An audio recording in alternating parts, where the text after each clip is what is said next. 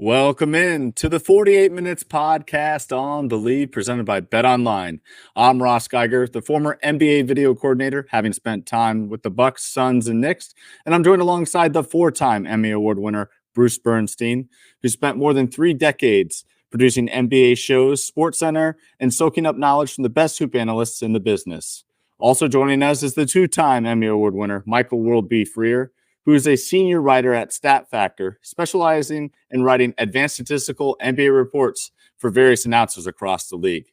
This is episode number 127, the Devin and Kevin episode, as the Phoenix Suns star duo both averaged 27 points per game last season. Should be interesting to see what they can do this year with a point guard in line in Phoenix with Tyus Jones.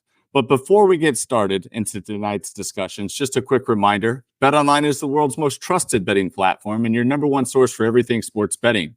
Every stat, matchup, breakdown, and even live odds and spreads to be bet on during the games. With the largest catalog of odds on everything from football, MLB playoffs, NHL, NBA to political props. When the game's over, head on over to our online casino and get in the game of blackjack or poker, or unwind with one of our over 150 slot games. Head to the website today to get in on the action with America's most trusted site for online wagering.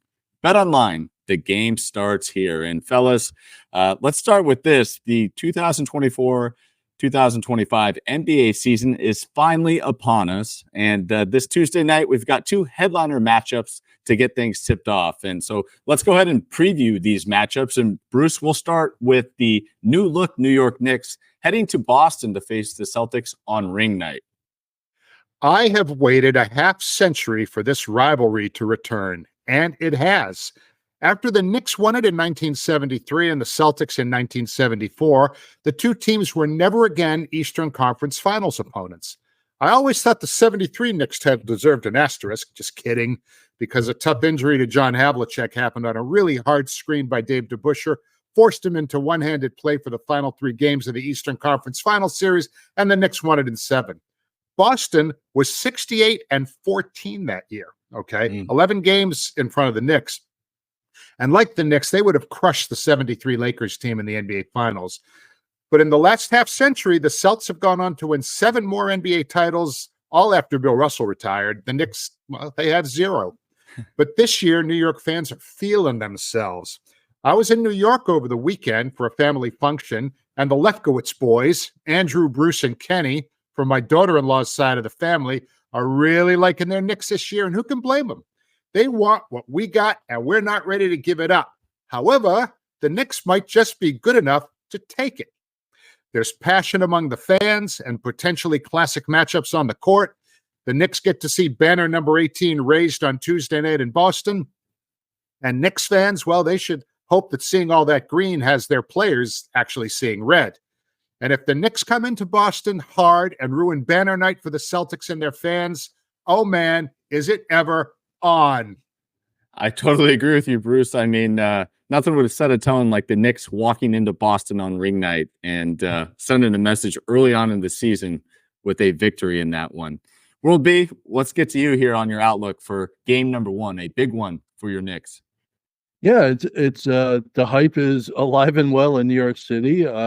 One thing I'll mention that Bruce forgot to mention about that 73 series between the Knicks and Celtics is that the Knicks won Game 7 in Boston, something that had never been done before. But we'll just let that one be the final word on that.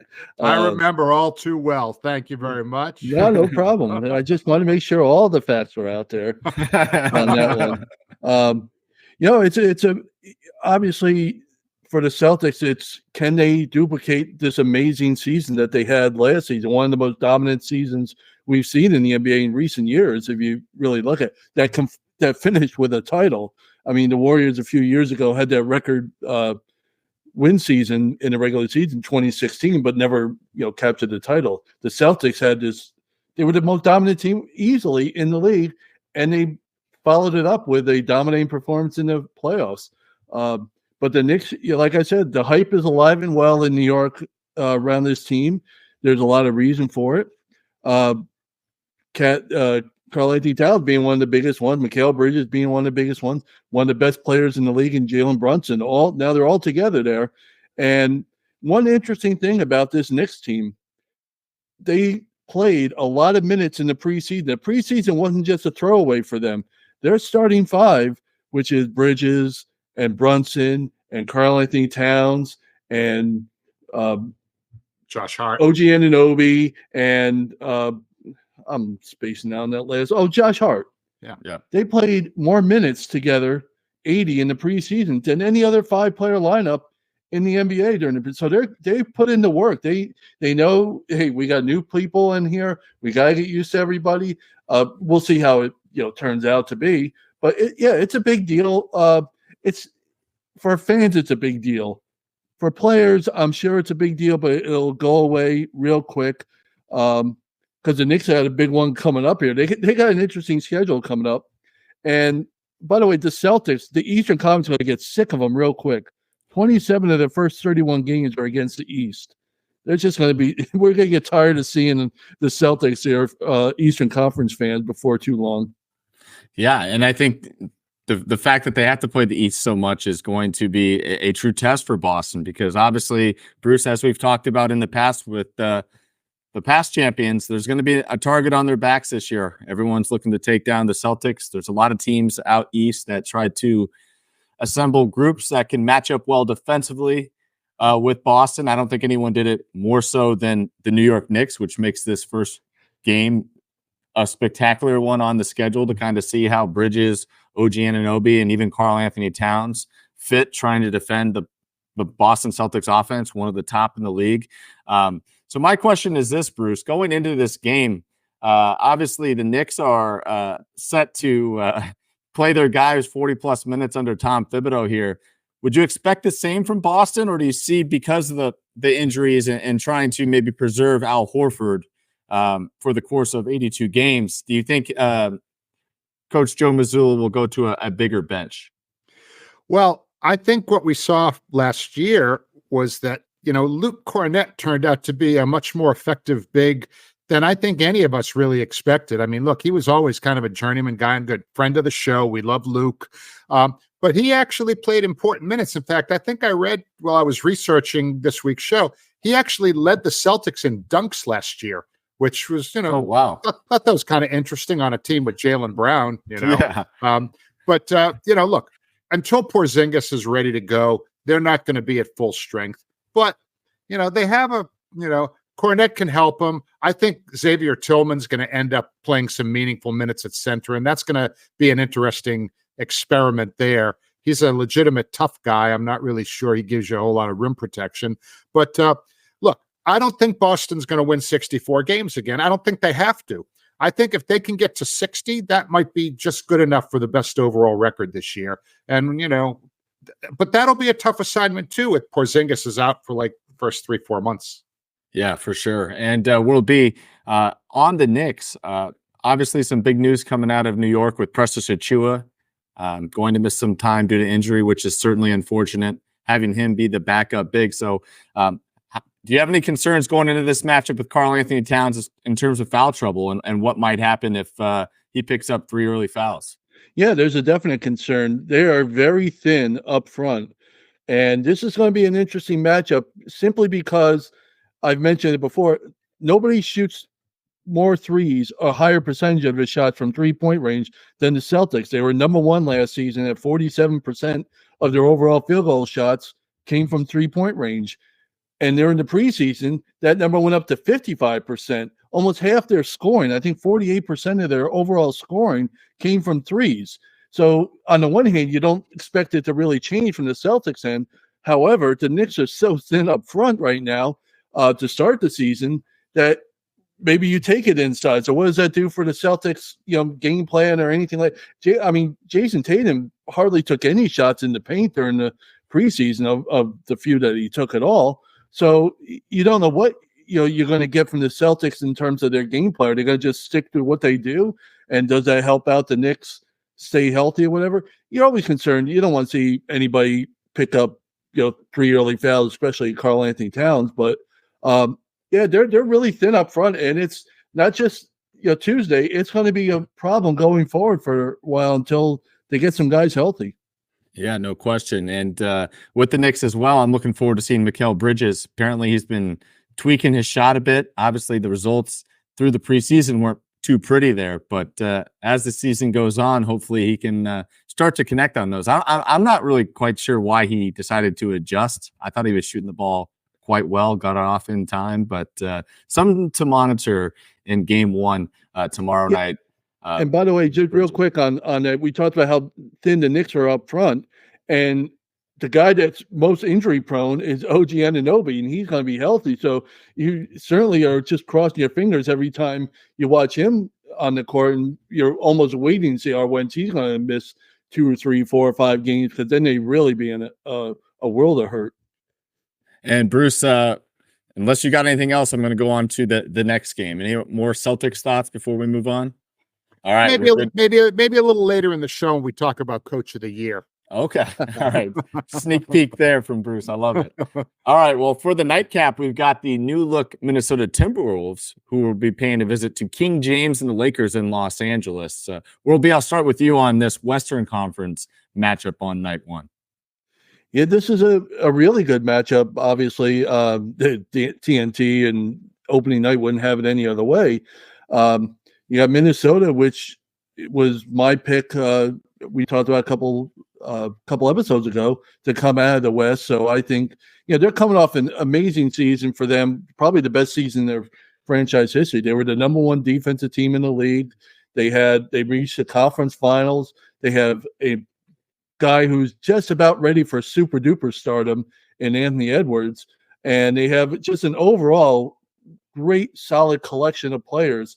And the Knicks got the headlining of the trade with Karl Anthony Towns, but the Timberwolves may have gotten better with Julius Randle and Dante DiVincenzo coming aboard in Minnesota. They have a loaded lineup to me, and they're really primed to make a statement and really stay in contention in the West.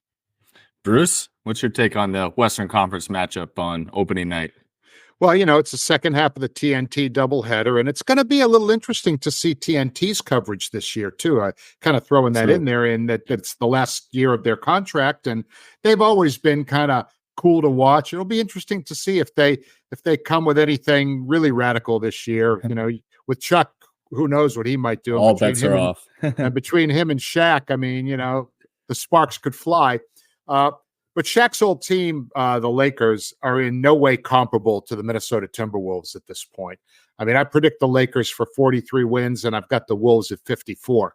Except, as long as LeBron and AD are in the lineup, they can win any game against any opponent on any given night. As you mentioned, World B, Anthony Edwards of Minnesota is among the sports royalty at this point. Former Laker Julius Randle and former Knick Julius Randle joins Rudy Gobert, Mike Conley, Naz Reid, and all those others, while LA's role players will somewhat be overshadowed if Bronny James gets any minutes in the opener together with Goat Daddy. We'll see if JJ Redick feels Bronny's ready to go against a top-level opponent in his first NBA game. They'll jump it up in LA, but last year the Wolves were a top 5 road team, 26-15. And I have a funny feeling that pretty much there's going to be multiple camera crews recording the James's every move on Tuesday night. That might get just about as annoying as Shohei Ohtani has been during the the MLB postseason this year. But I would surely expect JJ Redick to get the anticipated time on the court together out of the way quick, just to put it to bed. I think, getting him in the last couple minutes here before, say, halftime would probably work well. And did anyone see the fact that when the Lakers were in Phoenix just last Thursday night, Anthony Davis played 33 minutes, and I think he scored like 35 points. And to go along the same lines, Dalton Connect went off in that game. He scored 36 in that one. And so Redick, I know it's not one of the starting 5 combinations with the most minutes played, but he's really been rolling out his group. So World B, I'll start with you on this question. Given that it's night one and you have a fresh and healthy Anthony Davis and LeBron James, is there anything would you be surprised if they beat the Wolves just given the circumstances of this being such a early season matchup? I wouldn't be surprised for one, they're going to be at home. That crowd's going to be geared up. There's a lot of hype surrounding Bronny and LeBron and all that. But the reality is JJ Redick is in the preseason. He started to you could see what he wanted to do as terms of offense in this team. Last year, this team, the Lakers, were one of the worst at shooting threes, not percentage-wise. They were good percentage-wise, but in terms of percentage of shots that came from three, they were near the bottom.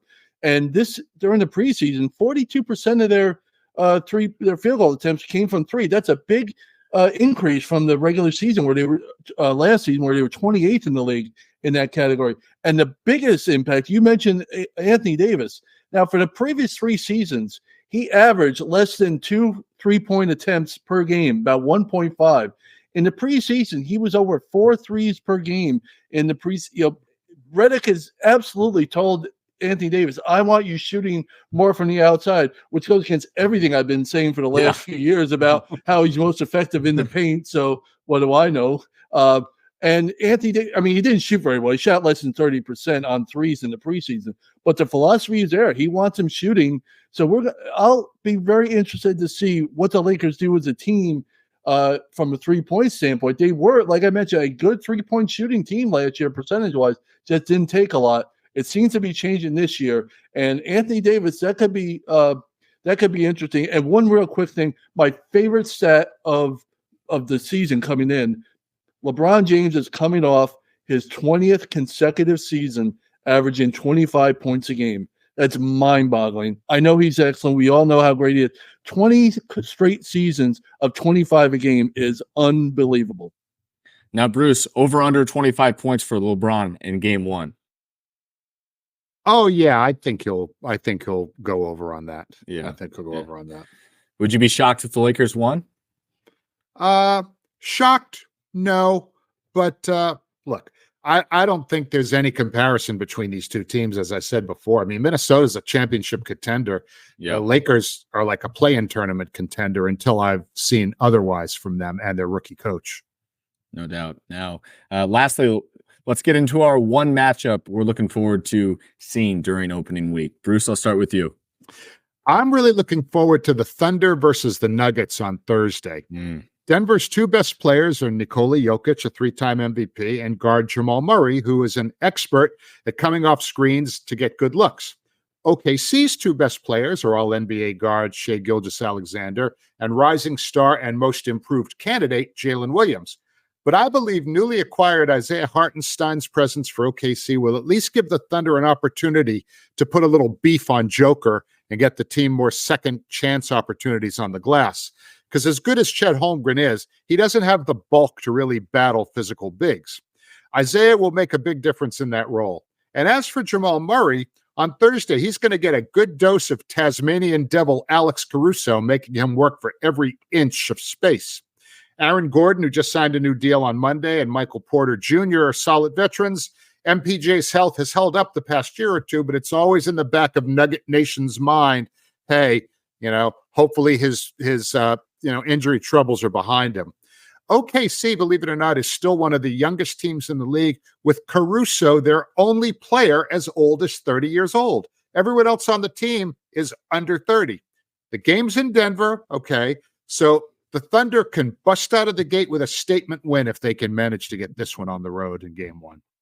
I feel like the toughest part in Denver is I feel like Denver allows you to hang around for 3 quarters, and then they really kind of turn it up in the 4th quarter behind the strong play of the Joker there. He's kind of like the Tom Brady-esque quarterback of NBA guys. So this one for me comes down to just the tale of a team that has a ton of rotational players in the Oklahoma City Thunder. They are young, but a very talented group. And then for Denver will be who needs to step up in a game like this? Obviously we know what Aaron Gordon's going to do. We know what the Joker's going to do. Jamal Murray, he's been hit or miss with the shot, especially coming off that injury. Hopefully he's looking better there. But any other players stick out to you that need to step up for Denver to compete against a team like the Oklahoma City in the West? Well, Christian Braun seems to be the logical choice here because he's going to be it would appear are presumed to be stepping into the shoes of Kentavious Caldwell-Pope, who's now with the Magic. So you would figure, he'd be the guy that has to at least hold up, not carry the load, but at least perform the way KCP did there. I think Aaron Gordon, you mentioned, we know what Aaron Gordon's going to do. I need to see a little bit more from Aaron Gordon, because he's looking for a new contract. He's looking for he got it. Got it. Oh, that's right. I'm sorry. Yes, he Yeah. did get it. So my mistake there. So now he's got to live up to that. So let's see if he can do that, because Good audible there, World B. yeah, wasn't it? Yeah, that's it. That's me doing Peyton Manning yelling Omaha, I guess. So yeah, he's got to step up, because they're obviously, we talked about it before. They lost Bruce Brown a couple years ago. They're losing KCP last year. That lineup is getting a little more thin. That rotation is getting a little more thin, and it's already falls heavily on Joker's shoulders, and it's going to probably a little bit more. And let's see what he can do with that. But I think Christian Braun would be my number one pick for a guy that needs to step up for them. I think that's a solid choice there. And let's also keep in mind, fellas, the Oklahoma City Thunder are getting tested right out of the gates, having to go up against the best center in the NBA in Nikola Jokic. And they're going to have to do it without Isaiah Hartenstein, who has reportedly suffered an injury. He's going to be out 4 to 6 weeks. So I didn't realize that. Yeah, not a very well-timed injury. Not that they ever are, but if they ever needed Hartenstein, this would be one of the games they would certainly need his assistance, because now Chet Holmgren's back to playing the traditional 5. So we'll have to keep an eye on that.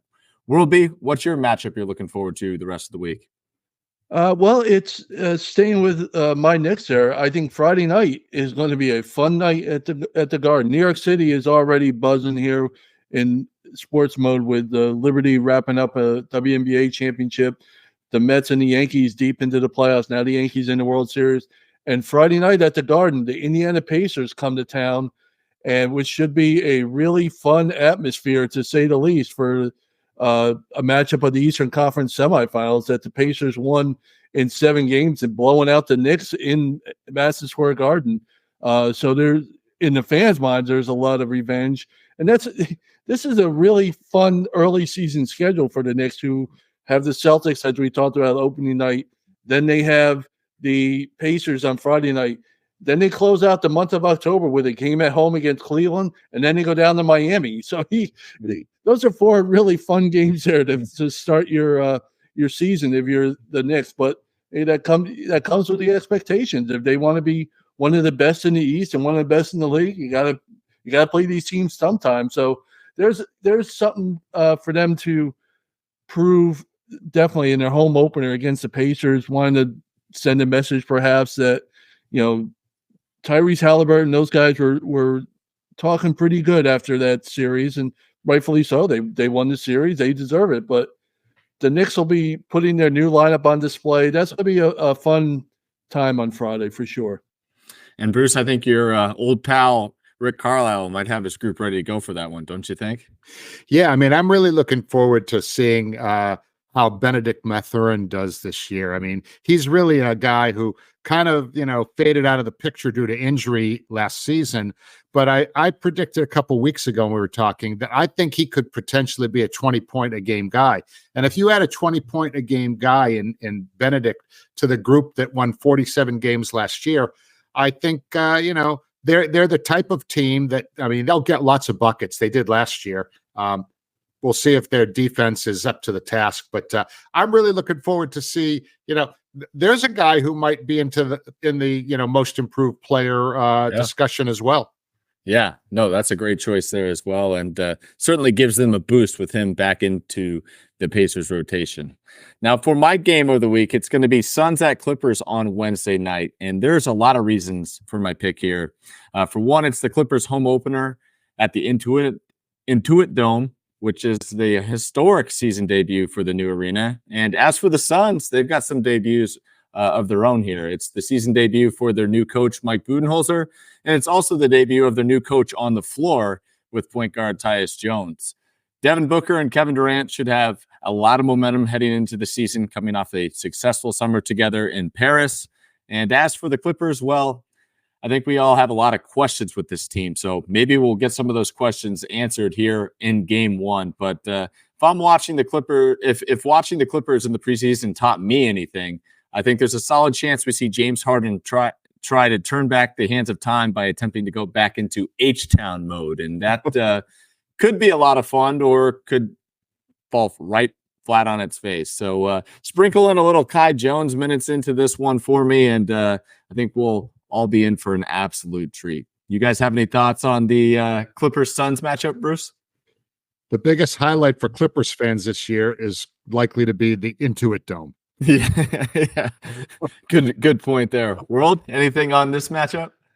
Well, I think I want to see if Coach Bud can turn that Suns team around defensively. That's a big question. If they can, they're going to be a really tough team in the West with that lineup that they have. If they don't have to be the best defensive team in the league. They don't have to be, even top 5. If they can somehow get into the upper level of upper half of the league in defense, maybe even in the top 10 or whatever in efficiency, with that offense, and they have obviously guys who can put the ball in the basket, and they have a great closer in Kevin Durant, obviously.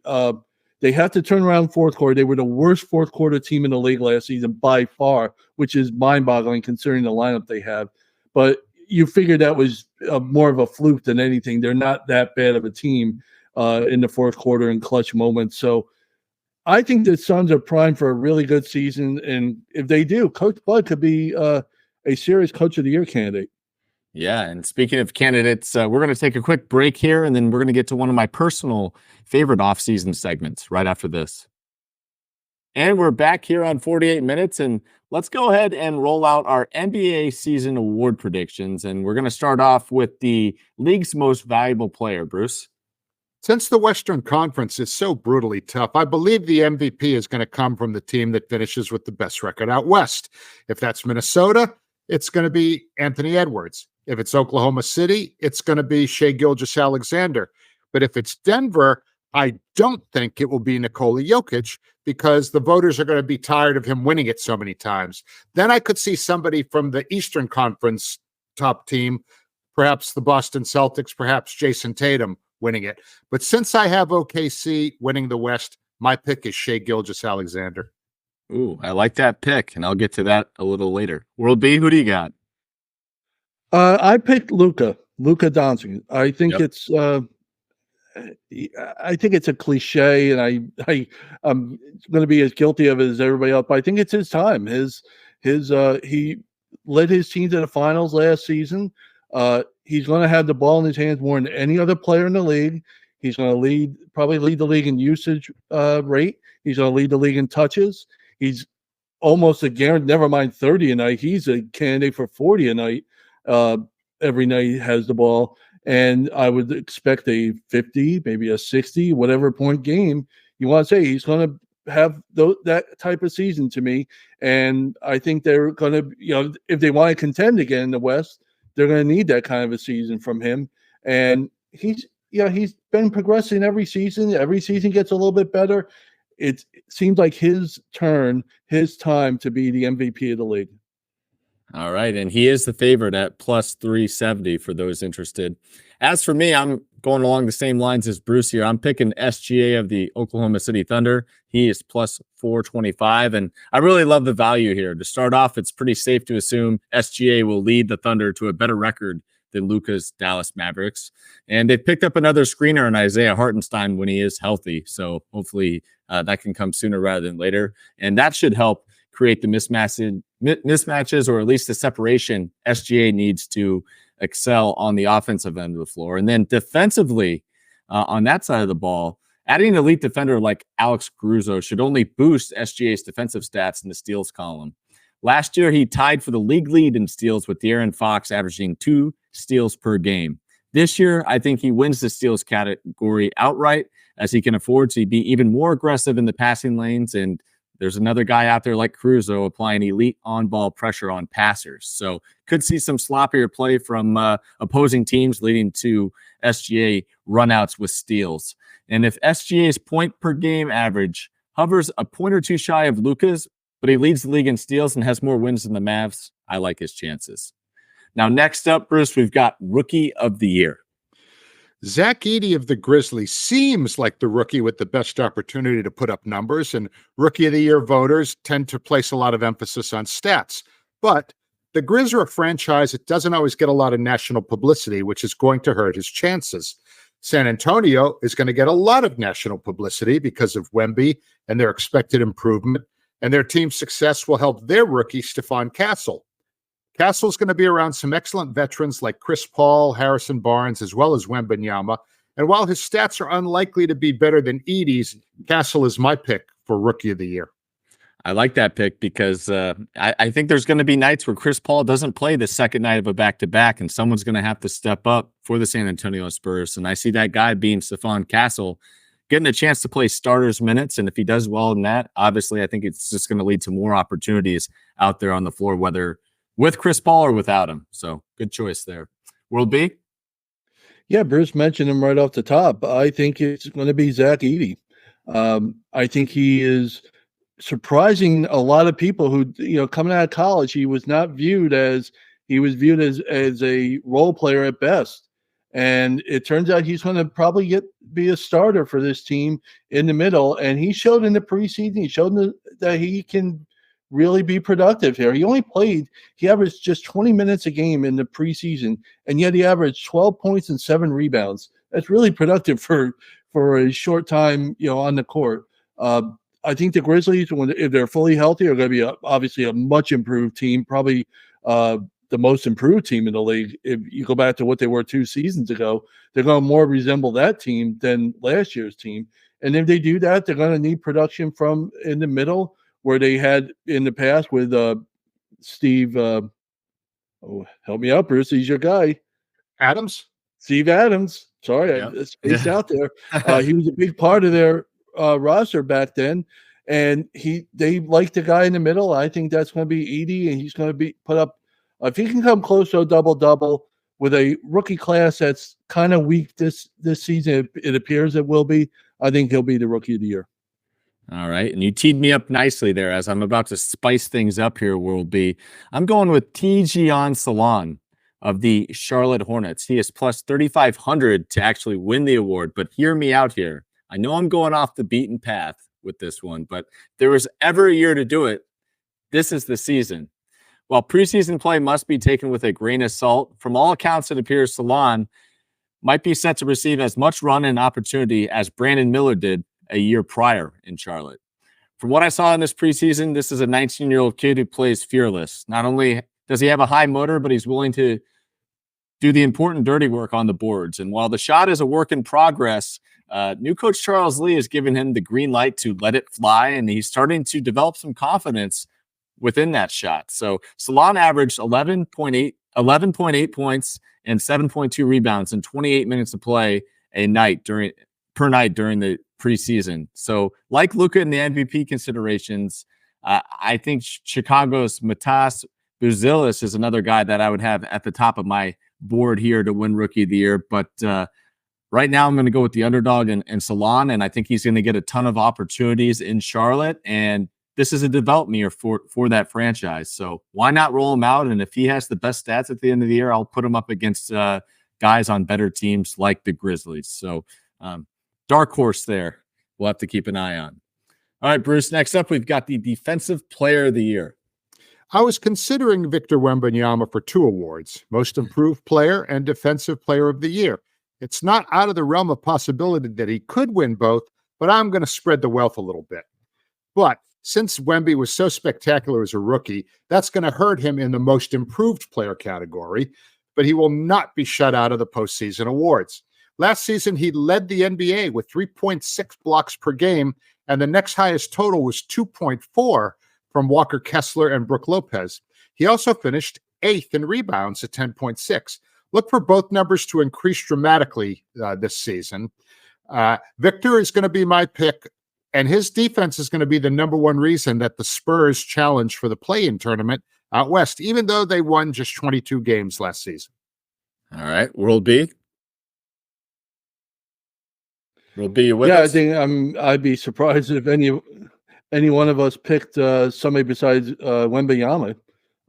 This is going to be Wemby's world, and we're all just going to be living in it here for a while. Yeah. Not only is he going to lead in blocks for years to come, he has a chance to be the steals leader next season. I mean, he's that good of a defensive player. He could average, enough steals to be the leader there. He's going to have this award.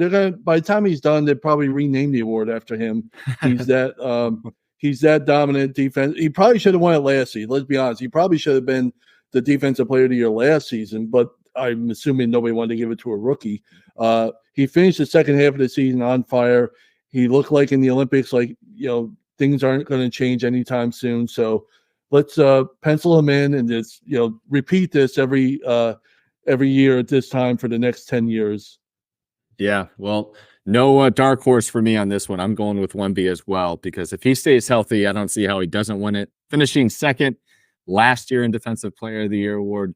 And with the offseason of development and a year of NBA experience under his belt, I think it'd be an all-out shock if Wemby doesn't secure the award, and would probably raise some more questions we have about Wemby if he's not able to grow from year 1 to year 2 defensively. So I certainly expect him to go ahead and take home the honors. Next up, Bruce, we've got Coach of the Year. Last year's winner was Mark Daignault of OKC, who led the Thunder to a 17-game improvement and the top record in the West. But unless they improve from 57 wins to the mid-60s, I don't expect him to repeat, and I don't see that happening. No. The conference is too tough. Joe Mazzulla, who graduated from West Virginia University, had a good case last year, leading the Celtics to 64 regular season wins and an eventual NBA championship, but they were expected to be a championship contender, and he finished 4th. It's possible that if the Celtics win 60-plus games again, he'll win it this season, but I'm kind of skeptical of that. I think this year's version of Daignault will be Ime Udoka of the Rockets. Houston is expected to be in the low 40s for wins, but if Udoka can somehow drive this team to 50 wins, which is possible, I think he will be this year's Coach of the Year. All right. Will be? Yeah, down here in Orlando, expectations are high for this Magic team, coming off a terrific season in 23-24, where they finished the 5th in the Eastern Conference and got pushed the Cavaliers to the limit in the first round before bowing out in Game 7. The Magic have a young team, and they've re-signed a whole bunch of them to max extensions there. The Franz Wagner brothers, Jalen Suggs on Monday got a nice deal. Wendell Carter got a nice deal. So they're sticking with the core young guys and going to ride with them. And if they can continue to be one of the best defensive teams in the league and improve the offense just a little bit, they can get up into that top 4 in the Eastern Conference. And if they do, I think Jamal Mosley is going to be the Coach of the Year. He's improved this team every year he's been there. He has a nice rapport with that team. He's well respected, and I think he is one of the best coaches out there already. And I think he's going to get rewarded if the Magic have live up to expectations. He's going to get rewarded with a Coach of the Year award. I think that's a great pick, World B. Good call there. As for mine, I'm going with Ime Udoka as well, and I've got high hopes for the Rockets this season. Just last episode, I announced that they were ready for liftoff. Udoka has a ton of talent to work with on this roster, and if Jalen Green makes a nice step this season, along with Reed Shepherd, who we didn't mention for Rookie of the Year, but certainly could be in the conversation. If he has a successful rookie campaign, I think Udoka is going to have a ton to do with that. And then the Rockets, if they clinch a playoff spot this year, not just a play-in, but an actual legitimate playoff spot, I think it's going to be hard to argue against Udoka getting some well-deserved credit for the development of this team. Next up, we've got Most Improved Player. Bruce? Is it possible that a former number 1 overall pick who averaged nearly 23 points per game last season could improve enough to win Most Improved Player? I think the answer is yes, and my pick is Cade Cunningham. I think he'll be better because of the improved talent around him. Detroit has added Tobias Harris, B-Ball Paul Reed, Tim Hardaway Jr., Malik Beasley, and they've already had some young studs with Ausar Thompson, Jalen Duren, and Jaden Ivey. With so many guys to pass the ball to, I think his assists will improve from 7.5. His turnovers will decrease from 3.4. And his three-point shooting will continue to improve as it has in every one of his first 3 seasons. He's also the only player in NBA history with the first name of Cade. Yeah, nice little fun fact there at the end. I appreciate that. And yeah, I think the biggest thing with Cade, in order to stay in consideration for this, is to stay healthy too, as he has had some health problems. World B, who's your pick? Yeah, this is one of the weirdest awards because of the way they get voted on. It gets voted on, excuse me. It really seems to be the award for the really good player that becomes a first-time All-Star. You know, last season, the winner, 2 seasons ago, was Lauri Markkanen. Last season was Tyrese Maxey, who was already a really good player. Yeah. He made his first All-Star team. He gets the award. This season, it's the really good player is Wemby. He's going to get his first All-Star appearance. That apparently he's going to qualify to be the most improved player. I mean, that's just how it is. Julius Randle with the Knicks, his first All-Star appearance in his second season with the Knicks, went from a really good player to his first All-Star appearance. He got the award. So that's how it goes down now. It's not necessarily most improved. It's the award for the really good player making his first All-Star appearance. Wemby fits that category. As long as he stays healthy, I think it's going to be him. All right. And I've got a guy that can fit that category too, and that's Jalen Williams of the Oklahoma City Thunder. Especially now with Isaiah Hartenstein out, I think it only increases the level of importance Jalen Williams play is going to be for this team, as they're going to have to slot Lou Dort probably at the 4, and Jalen Williams is going to have to play a lot more 3, maybe even some 4 at times, playing a little big. So between that and the fact that Josh Giddey's gone, I like Jalen Williams because he's really got to step up this year. There's more minutes, more opportunity, and when guys like SGA are out of the lineup to getting a breather, he's going to be a guy counted on to score. I mean, as much as we like Alex Caruso and Isaiah Hartenstein, they'll chip in 6 to 12 a game, but Jalen Williams is a guy that's going to be counted on to help this team score the basketball at least 16 to 20 a game. So if he shoots the ball efficiently, puts up 16 to 20 points a game, plays bigger than he typically has in the past, I think he's going to be a huge part of why this team could be the number 1 team out West and could be in consideration for most improved. Now, drum roll, please, here as we get to the biggest questions of the night. We're going to get to our NBA Finals matchup predictions. Bruce? The last team to repeat as NBA champion was the 2018 Warriors with KD, Steph, Draymond, and Clay. It was their 3rd and 4th season, and it should have been their 4th straight, except for dumbass Draymond Green's antics in the 2016 finals, which cost that crew the label of greatest single-season team ever. Remember how the 16 Dubs went 73-9 and led the Cavs 3-1 in the finals when Draymond imploded in Game 4, was suspended for Game 5, and it all went south after that? Well, this year the Celtics have a chance to repeat. They're the only team with a chance to repeat. I guess you knew that. And I believe they will. As our friend Jared Greenberg of TNT likes to say, it's easier to go from bad to good than it is to go from good to great. Boston did that last year, and this year they seem to have a perfect mix of stars, role players, veterans, guys in their prime, hungry reserves, and a collective chip on their shoulders, plus a little swagger as the champs.